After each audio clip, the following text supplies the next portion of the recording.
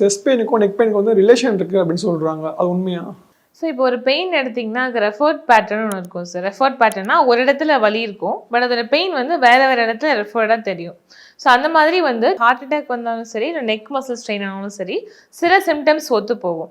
For example கை வலி பரவுறது, ஒரு மாதிரி செஸ்ட்லலாம் பெயின் இருக்கிறது, இதெல்லாம் வந்து ரெண்டுத்துக்குமே காமனாக இருக்கிறதுனால சில பேர் நார்மல் நெக் பெயின்கே வந்து பயந்துட்டு போய் இசிஜி எக்கோலாம் எடுப்பாங்க. எமர்ஜென்சி போன பேஷண்ட்ஸ்லாம் இருக்காங்க. அப்புறம் பார்த்தீங்கன்னா எல்லாம் இசிஜி எக்கோ எடுத்து பார்ப்பாங்க, நார்மல்னு வந்துடும். அப்புறம் ஃபிசியோட்ட கன்சல்ட் பண்ணும்போது பார்த்தீங்கன்னா அந்த நெக் மசில் ஸ்ட்ரெயினால கூட உங்களுக்கு அது வலி வந்திருக்கலாம். ஸோ எப்போவுமே வந்து உங்களுக்கு ஹார்ட் அண்ட் இது நீங்கள் டிஃப்ரென்ஷியேட் பண்ணணும். உங்களுக்கு பால்பிட்டேஷனோட வேர்த்து கொட்டி ரொம்ப சிவியரான க்ரஷிங் பெயின் வந்து நெஞ்செரிச்சல்லாம் இருந்ததுன்னா அது ஹார்ட் ரிலேட்டடாக இருக்க வாய்ப்பு இருக்குது.